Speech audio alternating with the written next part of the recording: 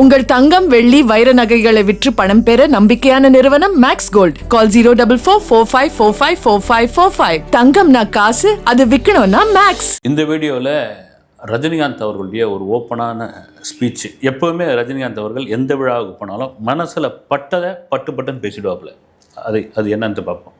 அது தவிர பார்த்தீங்கன்னா இங்கே தமிழ் சினிமாவில் ஒரு காலத்தில் AVM, Vahini, Prasad, super good films இப்படி தொடர்ச்சியாக பல படங்கள் பண்ணவங்களாம் இருந்தாங்க. அவங்கெல்லாம் அப்படியே போயிட்ட பிறகு யார்ப்பா ப்ரொடக்ஷன் நிறுவனம், யார் பண்ண போகிறது, அங்கே ஒருத்தர் இங்கே ஒருத்தர் வராங்க, வந்தவங்கலாம் வந்து காணாமல் போயிருந்தாங்க. லைக்கான ஒரு பெரிய நிறுவனம், பொன்னியின் செல்வன் மாதிரியான ஒரு படங்கள்லாம் இனி தமிழ் சினிமாவில் எடுக்கவே முடியாது அப்படின்னும் பொழுது அவங்க வந்து எடுத்தாங்க. ஆனால் யார் எடுக்க போகிறது அப்படின்னா, அயல்நாட்டிலிருந்து 16 தமிழ் படங்களை எடுக்கிற ஒரு ப்ரொடியூசர் பற்றியான ஒரு தகவல். இது இன்னொரு பக்கம். விஜயோடைய படம் ஜனநாயகனுடைய சூடு இந்த வாரம் இருக்குது. ஒரு 10 நாள் இருக்கும் பொழுது 23ஆம் தேதி வர 23ஆம் தேதி மங்காத்தா ரீரிலீஸு. அது இறக்கிறதுக்கான காரணம் என்ன, இதுதாங்க இந்த வீடியோவில் பார்க்க போகிறோம். குறிப்பாக முதல்ல வந்து ரஜினிகாந்த் ஏவிஎம் அவர்களுக்கு ஒரு அஞ்சலி செலுத்துகிற மாதிரியான ஒரு கூட்டம் ஒன்று இப்போ நடந்திருந்தது. அது ஏவிஎம் ஸ்கூல்லேயே நடந்தது. முதல்வர் கலந்துக்கிட்டாங்க, கமலஹாசன், ரஜினிகாந்த் எல்லாம் கலந்துக்கிட்டாங்க. ரஜினியோட ஸ்பீச்சு மிக பிரமாதமான ஒரு ஸ்பீச். உள்ளார்த்தமாக பல விஷயங்களை வந்து இதை சொல்ல வேண்டிய அவசியம்லாம் ஒன்றே கிடையாது. மைக்கு பிடிச்சா அவர் சொல்லிவிடுவார். வந்து அபூர்வராங்கல் படம் நடிச்சிட்டு இருக்கும்பொழுது வந்து கமல் தான் என்னை கூப்பிட்டு அதை போகிறார் பாருங்க, அவர் தான் ஏவிஎம் சரவணன் அப்படின்னார். வந்து அப்போ பார்த்தது தான் நான். அவங்க அப்பா பின்னாடி மெய்யப்ப செட்டியார் பின்னாடி இப்படி போயிட்டு இருந்தார். அதன் பிறகு 8 வருஷம் கழித்து முரட்டுக்காலன்ற படத்துக்காக என்னை கூப்பிட்டாங்க. போன உடனே நான் உட்காந்து கதை கேட்டேன்.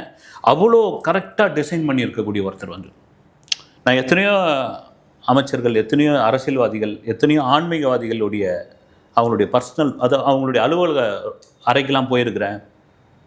அங்கே பார்த்தீங்கன்னா அந்தளவுக்கு ஒரு வைப் இருக்காது, அந்தளவுக்கு ஒரு நீட்னஸ் இருக்காது. இருக்கும், பயங்கர நீட்னஸ்லாம் ஒன்றும் இருக்காது. ஆனால் நான் வந்து ஏவிஎம் சரவணன் சார் ஆஃபீஸ்க்குள்ளே ஒவ்வொரு முறையும் போகும்போது ஒரு வைப் ஒன்றுட்டு இருக்கோம். அந்த ஒயிட்டை அவ்வளோ க்ளீனாக மெயின்டைன் பண்ணிகிட்டு இருப்பார். நம்ம மைண்டே அவ்வளோ ஃப்ரீயாக இருக்கும். அது காரணம் என்னென்னா அந்த தொழில் எடுத்த ஒரு நேர்த்தி தான். இதெல்லாம் தாண்டி என்னுடைய பர்சனலான வாழ்க்கைக்கு அவர் பெரிய உதவிகரமாக இருந்தார். ஏவிஎம்மில் நான் மொத்தம் 11 படம் பண்ணேன். கிட்டத்தட்ட 10 படங்களை வந்து எஸ்பி முத்துராமன் டைரக்ட் பண்ணியிருந்தார். ராகவேந்திரா கல்யாண மண்டபம் அந்த இடத்த வாங்கிட்ட பிறகு அந்த இடத்த சும்மாவே போட்டு வச்சுருந்தேன் கோடம்பாக்கத்தில்.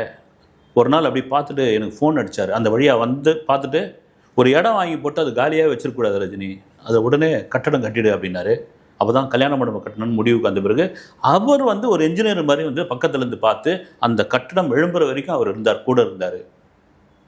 அந்த அந்த அந்த கட்டடம் சம்மந்தமான, அந்த நிலம் சம்மந்தமான பிரச்சனைகளுக்கெல்லாம் எனக்கு ஒரு பெரிய ஆலோசகனாக இருந்தார். வந்து இதே போல் தான் போயஸ் கார்டனில் ஒரு வீடு வாங்கிட்டேன். கஷ்டப்பட்டு ஒரு சம்பாரித்து ஒரு வீடு வாங்கிட்டேன், கட்டிட்டேன். கட்டின பிறகு பக்கத்தில் வந்து ஒரு காலி மனை இருந்தது. அது என்ன ரேட்டுன்னு போய் கேட்ட உடனே சினிமாக்காரன் அப்படின்றதால வந்து 1 மடங்கு 2 மடங்கு இல்லை, 15 மடங்கு அதிக விலையை சொன்னாங்க. அட போங்கயா அப்படின்னு சொல்லிட்டு கொஞ்சம் ஆள் உயரத்துக்கு காம்பவுண்ட் சுவர் எழுப்பினேன். ஒரு நாள் வீட்டுக்கு வந்திருந்தார் சரவணன் சார்.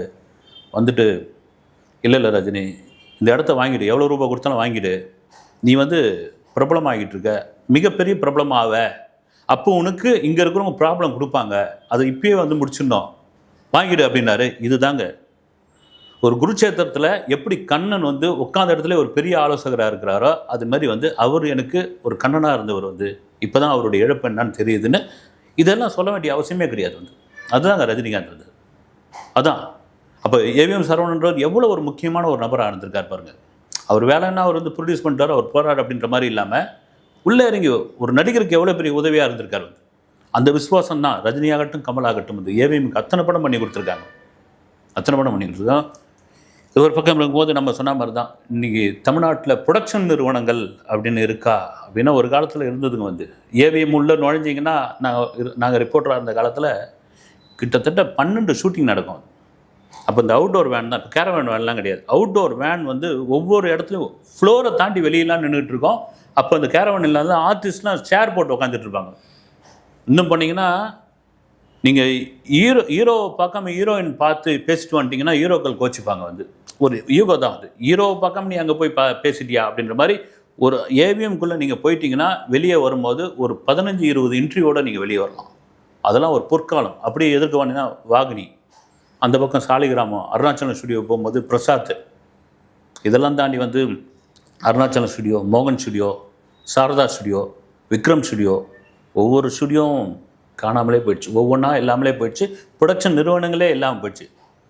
கிட்டத்தட்ட 40க்கும் மேற்பட்ட புதுமுக இயக்குநர்களுக்கு கொடுத்த வேடந்தாங்கல் மாதிரி இருந்த சூப்பர் குட் ஃபிலிம்ஸே வந்து நிறுத்திட்டாங்க. போதுங்க படம் எடுத்தது போதும் அப்படின்ற மாதிரி. இப்படியா இருக்கும்போது லைக்கான்ற ஒரு நிறுவனம் வந்து, லைக்கா சுபாஷ்கரன் வந்து தமிழில் ஒரு எம்ஜிஆரால் ஒரு கமலஹாசனால் எடுக்க முடியாத பொன்னியின் செல்வன் படத்தை, அந்த நாவலை கல்கி எழுதிய நாவலை அடிப்படையாக கொண்டு அந்த மாபெரும் ஒரு படத்தை காவியத்தை கொடுத்த அந்த நிறுவனம் ரைட் போதும் சாமி, இப்போ விஜய் பையன் ஜேசன் சஞ்சய் டைரக்ட் பண்ணுற அந்த படத்தோடய போதும் அப்படின்ற ஒரு முடிவுக்கு வந்துட்டாங்க. இதுதான் தமிழ்நாட்டுடைய நிலைமை, இதுதான் ப்ரொடக்ஷன் நிறுவனங்களோட நிலைமை. இது ஒரு பக்கம் நடந்துக்கும் போது சைலண்ட்டாக துபாயில் கண்ணன் ரவி அப்படின்ற ஒரு ப்ரொடியூசர், இப்போ சமீபத்தில் நிறைய சோஷியல் மீடியாலாம் பார்த்துருப்பீங்க, அவர் பேந்தர் அப்படின்ற ஒரு ரெஸ்டோ பார் ஒன்று துபாயில் பெரிய அளவில் திறந்துருக்காரு. அப்புறம் தமிழ்நாடு, ஆந்திரா, கேரளா, கர்நாடகா அப்படின்ற பேரில் ஒரு ரெஸ்டாரண்ட் ஒன்று, அது ரெண்டுத்தையும் வந்து ஷாருக் கான் திறந்தார். வந்து பெரிய துபாயை பெரிய வைரடிச்சு. கிட்டத்தட்ட ஷாருக் கான் வந்து இந்த மாதிரி நிகழ்ச்சிகளுக்கு போகிறது ரொம்ப குறைவு. அது போனாலும் டக்கு டக்குன்னு முடிச்சுட்டு வந்துடுவார். கிட்டத்தட்ட ஒரு 3/4 மணி நேரம் அங்கே இருந்திருக்காரு. வந்து பட தயாரிப்பு சம்மந்தமாக அந்த கண்ணன் ரவி அவர்கிட்ட கேட்டதாக ஒரு தகவல் இருக்குது. அங்கேயே இருந்து பேசிட்டு அங்கேருந்து ஃபேன்ஸுக்கெலாம் வந்து ஃபோட்டோ எடுத்துகிட்டு கிளம்பி போயிருக்காரு. அப்படின்போது ஒட்டுமொத்தமாக அந்த கவனம் அவர் மேலே வருது. இதை தாண்டி ஒரு முக்கியமான ஒரு விஷயம் தான், தமிழ் சினிமாவில் 17 படங்களை ப்ரொடக்ஷன், 17 படங்கள் அவருடைய தயாரிப்பு லைனப்பில் இருக்குது. இது ஒரு பெரிய வரவேற்கக்கூடிய ஒரு விஷயந்தான். ஒரு அயல் நாட்டில் இருந்துக்கிட்டு இந்த தமிழ் சினிமாவுக்கு ஒரு பெரிய ஒரு ஆக்சிஜன் கொடுத்துக்கிட்டே இருக்கிறாரு.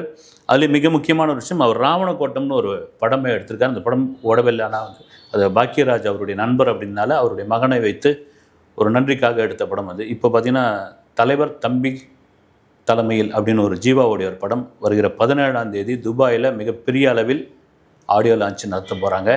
30ஆம் தேதி அந்த படம் ரிலீஸ் ஆக போகுது. அப்படியே பார்த்திங்கன்னா கலகலப்பு 2வா 3வான்னு தெரில. அது பிறகு ஒவ்வொரு படமாக இது போய் சிம்புவோடைய ஒரு பெரிய பட்ஜெட் படத்தை அவர் தான் தயாரிக்க உள்ளார். அதற்கான வேலைகள் நடந்துக்கிட்டு இருக்கு. ஏறக்குறை யுவன் சங்கர் ராஜா அங்கேயே தான் இருக்காருன்னு நினைக்கிறேன். அங்கேயே அவர் பராக்குன்னு ஒரு ரெஸ்டாரண்ட்டை வச்சுருக்காரு. அவர் சொல்கிறதுக்கான காரணம் என்னென்னா, இன்றைக்கி தமிழில் படம் எடுக்கிறதுக்கு தமிழ்நாட்டுக்குள்ளே ஆள் இல்லையப்பா அப்படின்பொழுது ஒரு தமிழர் வெளியே இருந்து படம் எடுக்கிறாருன்னா வரவேற்கக்கூடிய ஒரு விஷயம். எத்தனை பேருக்கு வேலை கிடைக்கும், எத்தனை பேருக்கு வாய்ப்பு கிடைக்கும்.